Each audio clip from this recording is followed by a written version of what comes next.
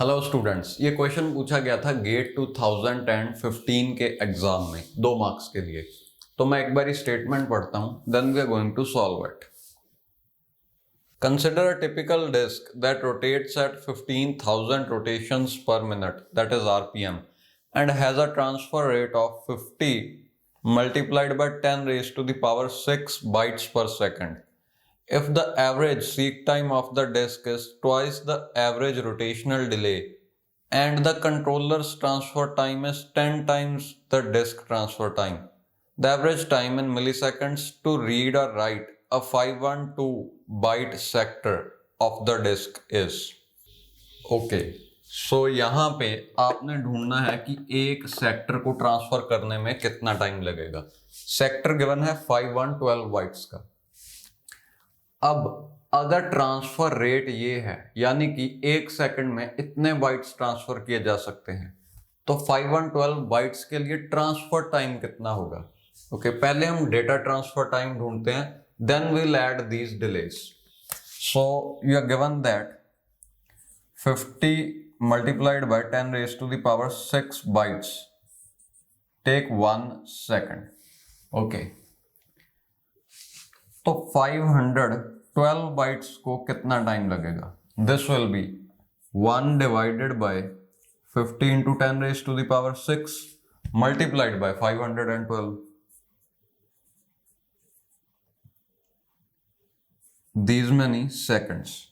तो 512 divided by 50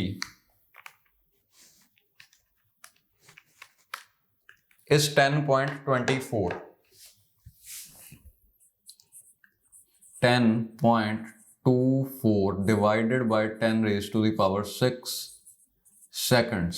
Convert this value into milliseconds. तो इसे अगर हम milliseconds में convert करें, ये आएगा 0.01024.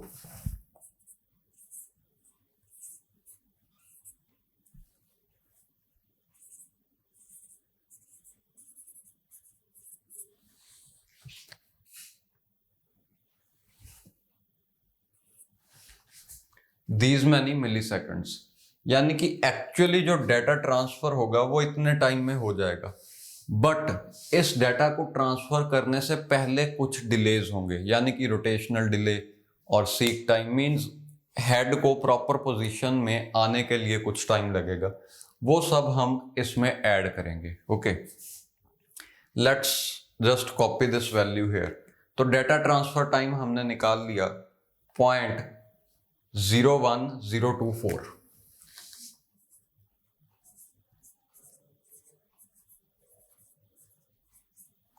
These many milliseconds. अब कंट्रोलर ट्रांसफर टाइम आपको गिवन है 10 times the disk transfer time. Disk transfer या डाटा ट्रांसफर के लिए आपको इतना टाइम लग रहा है, इसे 10 से मल्टीप्लाई कर दो तो वो आ जाएगा controller transfer time.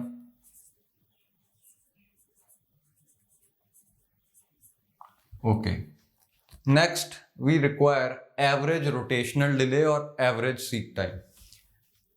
Average seek time आपको गिवन है कि ट्वाइस एवरेज रोटेशनल डिले होगा, तो एवरेज रोटेशनल डिले ढूंढते हैं। रोटेशनल डिले ढूंढने के लिए आपको डिस्क की स्पीड गिवन है। डिस्क की स्पीड है 15,000 आरपीएम, यानी कि एक मिनट में 15,000 रोटेशंस हो रही हैं।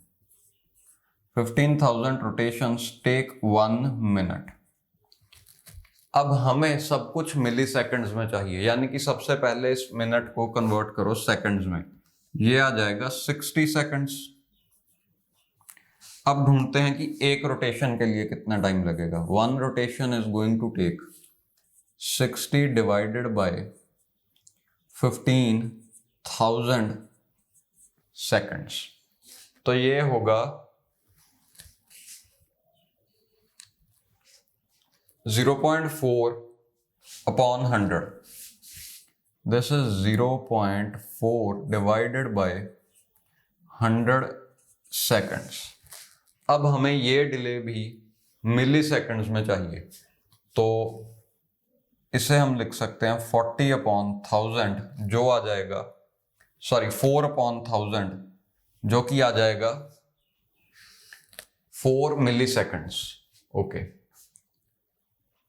तो एवरेज रोटेशनल डिले चाहिए। देखो एवरेज रोटेशनल डिले होता है आधी रोटेशन को कितना डिले लगेगा। एक रोटेशन को इतना लग रहा है यानी कि 4 मिली सेकेंड्स,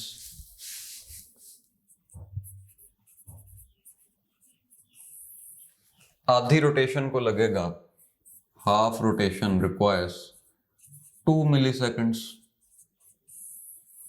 ओके, अब ये कैसे पता चला कि एवरेज रोटेशनल डिले होता है हाफ रोटेशन का डिले?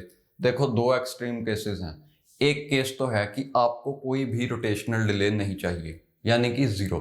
दूसरा केस है कि एक पूरी रोटेशन करनी पड़ी हेड को रिक्वायर्ड पोजीशन पे लाने के लिए यानी कि एक रोटेशन का डिले।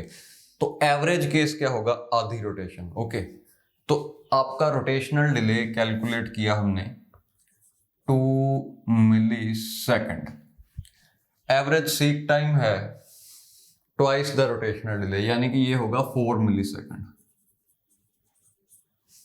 ओके, तो अब फॉर्मूला आपको पता है कि seek time plus rotational time plus the actual data transfer time, यानी कि डिस्क हेड को सही पोजीशन पे लाने के बाद ही डेटा ट्रांसफर शुरू होगा।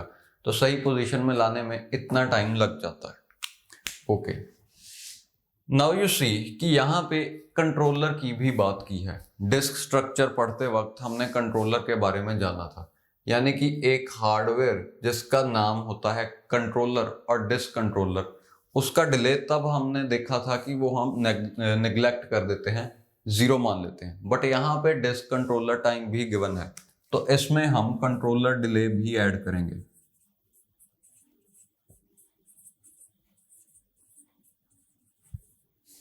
अब हमने देखा कि इतने बाइट्स ट्रांसफर करने के लिए इतना टाइम लग रहा है और उसमें ये 3 डिलेज लगेंगे, तो इसमें ये तीनों डिलेज ऐड कर दो, आपका आंसर आ जाएगा।